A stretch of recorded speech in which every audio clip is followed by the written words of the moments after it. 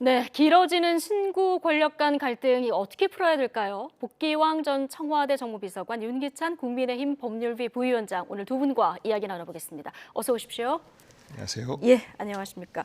어제 한국은행 총재 후보 지명을 놓고 청와대에서는 이번 인선에 대해서 당선인 측의 의견을 들었고 오히려 선물이 될 줄 알았다, 이런 반응이고요. 또 지금 당선인 측에서는 협의도 추천도 한 적이 없다, 이렇게 얘기를 하고 있어서 진실공방양석인데, 지금 이철이, 장재원 이 두 사람 간의 얘기가 있었던 것 같은데 어떤 절차를 거쳤느냐, 이 부분도 좀 불투명한 상황이라서 이 협의의 기준은 뭐라고 보십니까?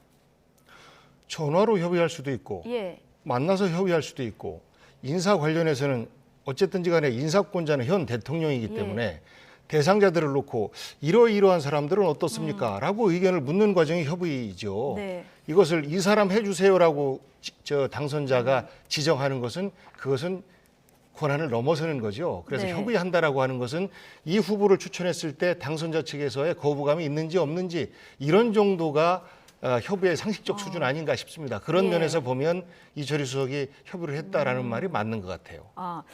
근데 언론 보도를 보면은 당선인 측도 이창용 후보자 자체를 거부하는 거는 이런 아닌 상황이라서, 그렇다면은 이제 절차상의 문제를 좀 제기하고 있는 건가요, 국민의힘에서는? 그러니까 일단 인사 기준에 대해서, 인사권자는 대통령이 갖고 계시지만 어쨌든 추천이라는 것은 당선인 측에서 어떤 특정인을 이분이 좋겠습니다라고 대통령이 건의드리는 예. 거잖아요.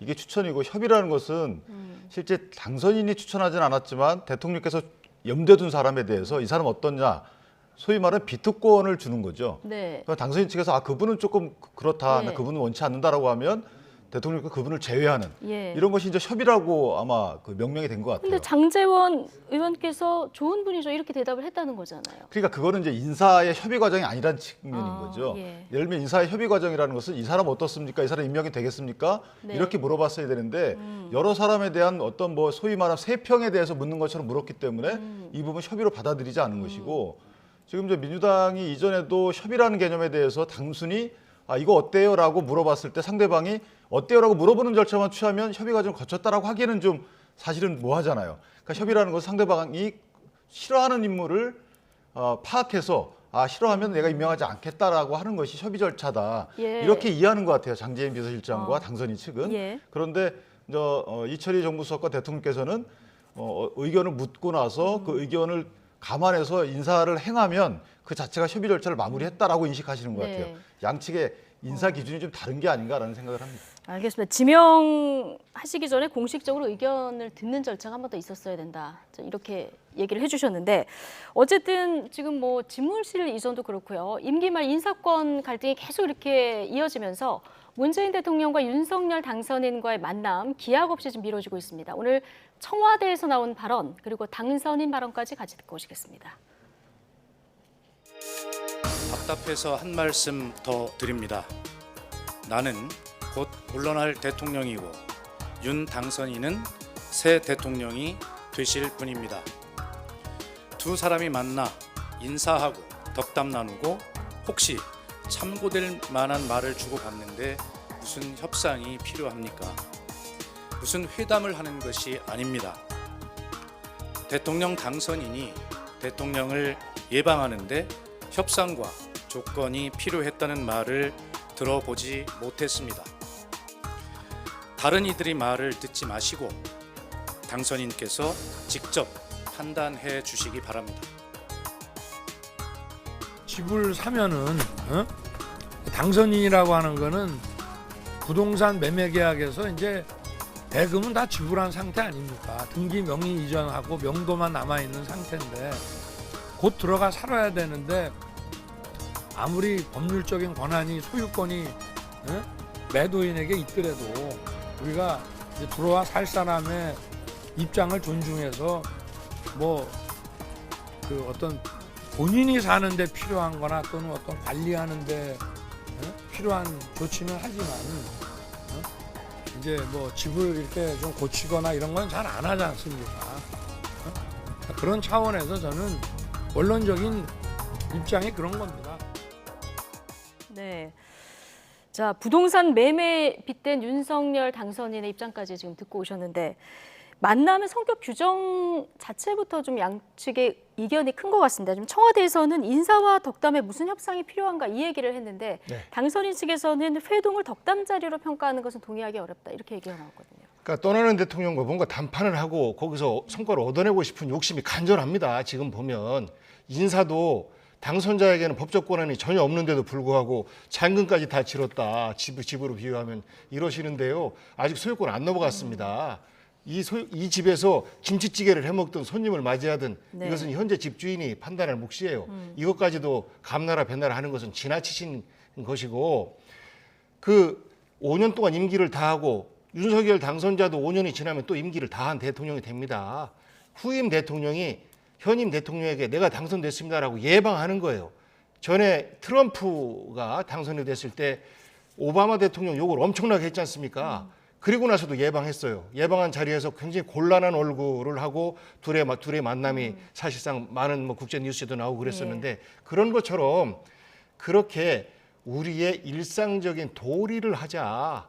그런 차원에서 보면 현임 대통령은 신임 대통령의 어떤 애로라든지 이런 것들을 그 자리에서 두 분이서 해결할 수 있는 이런 길들이 많은데 이것을 공개적으로 이거 해달라 저거 해달라 해놓고 이거 안 해주면 못 만납니다 라고 하면 이것이 무슨 뭐 일본 수상과의 무슨 회동입니까? 네. 대한민국의 오늘과 내일을 이끌어갈 책임자이기 때문에 그저 만나서 웃는 모습 그 자체도 우리 국민들에게는 야 다행스럽다라고 예. 안심을 줄 수 있겠다라는 것을 대통령께서 말씀드린 것이고 그것이 우리의 문화다라는 말씀 드립니다. 예. 어쨌든 국민들이 좀 불안해하는 건 맞거든요. 이거 어떻게 풀어야 될까요? 근데 이게 현안이 생겼잖아요. 예. 현안이 없다 그러면 지금 복비서관님 말씀대로 그 타당하죠. 두 네. 분께서 국민 통합을 위해서 국민께도 불안감을 들이지 않기 위해서 좋은 모습 연출하는 거 좋습니다만은 지금 현안이 생기는데 그 현안이 각기 당선자의 이해관계도 아니고 대통령의 이해관계도 아니에요. 오히려 이것은 헌법이 규정한 여러 가지 각종 제도, 감사제도, 그리고 한국은행 제도 이것이 올바로 기능할 수 있도록 하는 것이 그것이 대통령직의 인수인계예요. 그 인수인계에 관련된 문제이기 때문에 현안이라고 제가 표현한 거고요. 네. 그런 각 기능들이 조화롭게 할 수 있도록 인사권이라는 게 현 대통령을 위한 인사권이 아니잖아요. 국민을 위한 인사권이에요. 지금 당선인 측도 마찬가지입니다. 당선인이 내 사람 갖다 심을게라고 주장하는 게 아니에요. 예. 한국은행 총재의 경우에도 지금 그분이 훌륭한 분이에요. 그러나 보시면 어떤 경제에 대한 철학 갖고 있는지 모른단 말이에요. 그러면 한국은행 총재는 사실은 임명할 때 법에 보면 정부의 경제 정책과 조화롭게 수립을 해야 된다고 나와 있어요. 통화신용 정책을. 그럼 그 통화신용 정책 내지 경제 정책에 대한 철학이 일치하는 분을 처음 임명할 때만 선택할 수 있어요. 독립적인 기능 갖고 있기 때문에. 감사위원도 마찬가지입니다. 감사위원도 헌법상 기관이에요. 그리고 정부의 어떤 그 직무 감찰, 회계 감사를 해야 되는데 편향적 구성이 된다.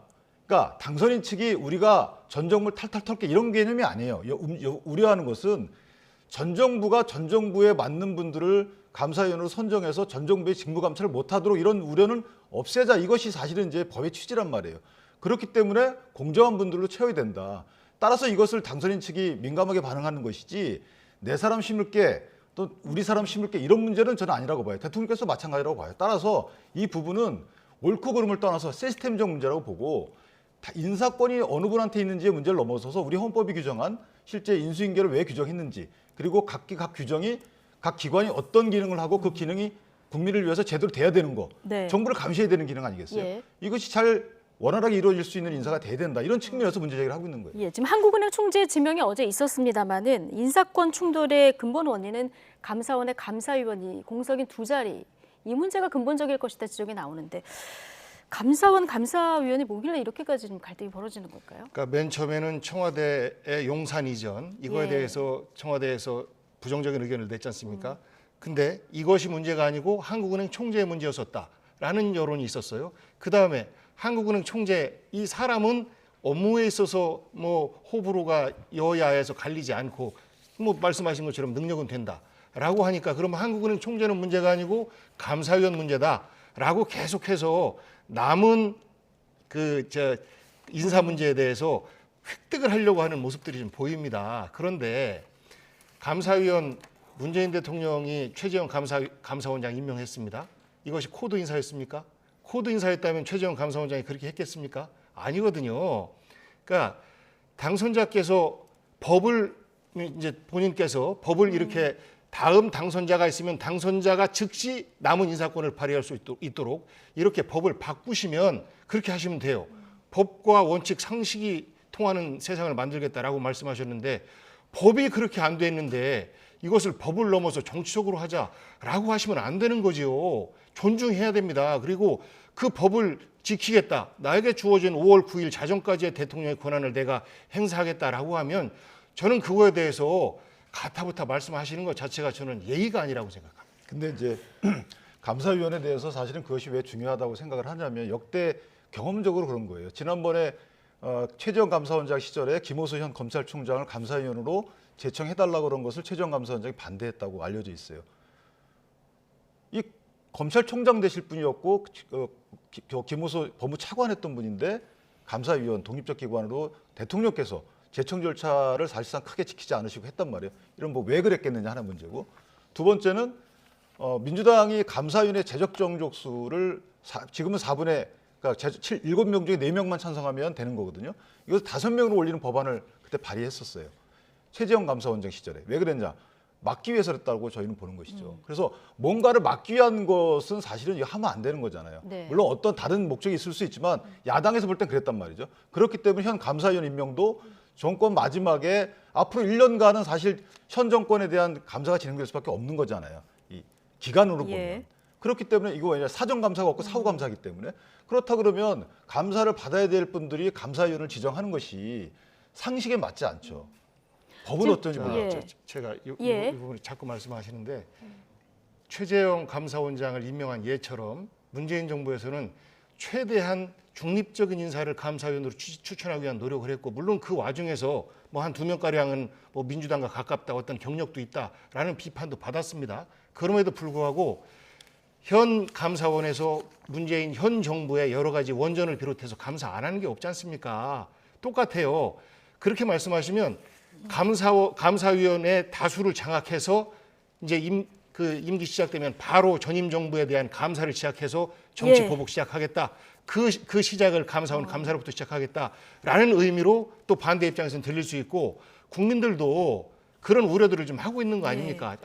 지금 현재 불편한 관계가 이명박 노무현 대통령의 그런 불편한 관계처럼 똑같이 이런 불편한 관계가 만들어지면 문재인 대통령 보복당하겠구나, 이런 우려들을 많이 하세요. 그 우려에 대한 불식은 당선인 쪽의 몫이라고 저는 봅니다. 예. 근데 그거는 한 가지만 제가 말씀드리면 네. 그거는 걱정 안 하셔도 되는 게 현재 세 분이 저희 분류에 따르면 다소 좀 신정부 성향의 감사위원으로 분류가 된단 말이에요. 7분 따라서, 중에 3분이요. 그렇기 예. 때문에 두 분을 만약에 저희가 원하는 분들로 채워진다 하더라도, 이분들이 만약에 편향성이 있다 하더라도 그래도 다수를 차지하지 못해요. 과반을 차지하지 그래서 못해요. 한 명 한 명도 안 된다는 그렇죠. 겁니까? 한 명을 하게 되면 4분이 되기 때문에 사실은 이것이 저희가 뭘 하겠다는 게 아니고요. 덮지 못하게 막겠다는 거예요. 그러니까 거기에서 이번에 감사원 출신입니다.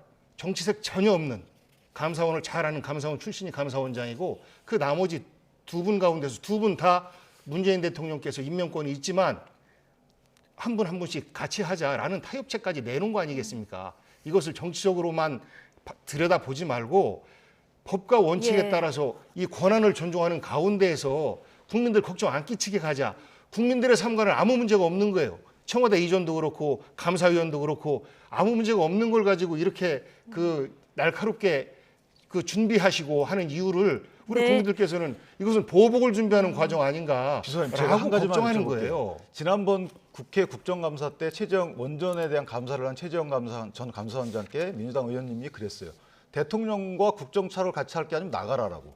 기억하시죠? 그건 정치인들의 말이고요. 아니 어쨌든 이것이 국민들과 원전과 관련된 문제는 지금 국민들과 직결되는 문제로 이미 바뀌었어요. 그렇기 때문에 감사원이 존재하고 감사원이 올바로 업무 처리해서 직무감찰을 예정하고 있다 그러면 이런 공무원의 올바른 직무는 국민들의 이해관계에 밀접하게 연결되는 문제란 말이죠. 이것이 뭐 정치 보복 이런 문제로 덮을 문제는 저는 아니라고 보는 것이 사실 네. 깊이 성찰해야 될 문제예요. 양측 다. 네, 그렇기 때문에 알겠습니다. 논쟁의 대상이 아니고 이것은 국민만 바라본다 그러면 사실 깊이 고민할 문제다. 예, 그 어쨌든 막으려고 예. 위원을 인사를 행사한다라고 바라보시니까 제가 말씀드리는 겁니다. 네. 지금 두 분 말씀을 들어보면은 두 분이 못 만나는 것도 그렇고 인사권 갈등도 그렇고 이 감사위원 두석이 핵심이다 이런 생각이 다시 드는데, 자, 이 신구 권력 간 갈등 양상, 검찰 인사권, 예산안, 그리고 법무부 장관의 수사 지휘권을 두고도 지금 표출이 되고 있죠. 박범계 법무부 장관과 오늘 인수위 측 이야기까지 다 같이 듣고 오시겠습니다. 법무부 장관의 수사지휘권은 소위 이 검찰에 대한 민주적 통제 그리고 일종의 책임 행정의 원리에 입각하에 있습니다. 아직은 수사지휘권이 필요하다는 입장은 여전하고요.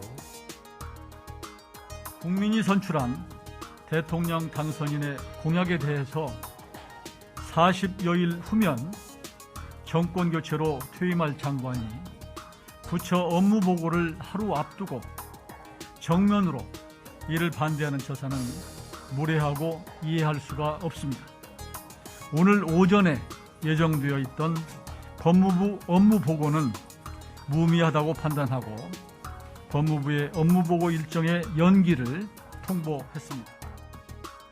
네, 자 지금 법무부의 업무 보고 일정이 연기됐습니다. 이것도 굉장히 이례적인 이런 사안인데 지금 법무부 장관의 수사지휘권 폐지 이 부분이 문제인 겁니까? 네, 수사지휘권 부분이 역대 뭐 제도적 취지는 원래 좋았어요. 예. 말씀하신 대로 민주적 통제 방법이긴 합니다만은 그것이 행사해 해온 그 관례를 보면 사실은 서민과 국민을 위해서 행사한 적 한 번도 없어요. 무슨 뭐 어떤 교수와 관련 시국 사건 예. 그리고 유력 인사들과 관련된 정치권 인사들과 관련된 사건에 대해서만 행해져 왔던 것이 그것도 검찰 수사를 막거나 어떤 방향을 틀거나 이렇게 비춰졌단 말이에요. 그러니까 국민과 전혀 없이 이렇게 기능하는 이것이 오히려 검찰 독립을 훼손하는 창구로 역할되어 왔기 때문에 이것을 폐지하고자 하는 예. 것이거든요. 여기에 대해서 박범계 장관께서는 뭐 민주적 통제 방법이다라고 주장하시는데 예. 문제는 뭐냐면 새로 선출된 선출 권력이 하지 말자고 하는데 네. 선출 권력에서 임명된 분이 그것을 막겠다는 게 앞뒤가 안 맞다는 것이죠. 예. 그래서 논리적 근거도 부족하고 그다음에 기존에 행사되어 왔던 전례를 보더라도 이것은 폐지돼야 된다 이렇게 예, 보는 거예요. 알겠습니다. 현 법무부 장관이 그래서 차기 대통령 공약에 대해서 공식 반대를 한 이런 상황인데 어쨌든 수사지휘권 폐지도 그렇고요. 앞으로 검찰 예산 독립권 이 관련해서 이 부분도 뇌관이 될 가능성이 좀 커 보여요. 예, 현직 법무부 장관에게 이거에 대한 생각을 물은 거죠. 기자분들이. 네. 이거에 대해서 저분의 소신이고 우리 당의 입장이에요. 문민 통제는 강화돼야 된다. 수사권, 기소권 분리돼야 된다. 네. 라고 남은 검찰개혁의 과제들이 많이 있는데 그것과 다른 생각을 얘기합니까? 아니거든요. 그래서 그거를 정치인이에요. 법무부 장관은. 네. 이것에 대해서 무례하다라고 하는 것 자체가 저는 제왕적 인식이 같이 들어가 있는 것 아닌가. 예. 뭐 이거에 대해서 당선인의 생각은 그렇지 않다라고 뭐 말씀하실지 모르겠습니다만 그렇다면 인해장막의 시작이 이렇게 되는 겁니다. 다양한 의견들이 있고 그리고 이 법을 바꾸려면 결국 국회를 통과해야 되는데 국회에서 다수 의석을 갖고 있는 야당 또 소수 야당들 설득을 해야 돼요. 이렇게 얘기하면 설득이 되겠습니까? 오히려 갈등만 증폭될 뿐이다. 이런 과제들 모두가 우리 국민들에게 윤석열 정부 들어서자마자 국민들에게 정치적 걱정거리만 끼치는구나 라는 걱정 속에서 시작할까 봐 저도 국민의 한 사람으로서 예. 성공하는 대통령, 성공하는 정부가 계속 만들어지기를 기대합니다. 그런 예. 측면에서 볼 때 시작을 하는 데 있어서 조금 더 넉넉한 네. 승자의 마음으로 대화를 네. 열어놓고 했으면 하는 말씀드립니다. 알겠습니다. 의견이 다를수록 좀 얼굴을 맞대고 얘기를 할 필요성도 있지 않을까 싶긴 한데 어쨌든 이 평행선을 달리는 이 평행선의 각도가 조금 안쪽으로 굽혀지기를 좀 바라면서 오늘 대담 여기까지 듣겠습니다. 복기왕 전 청와대 정무비서관, 윤기찬 국민의힘 법률위 부위원장 두 분과 이야기 나눠봤습니다. 고맙습니다.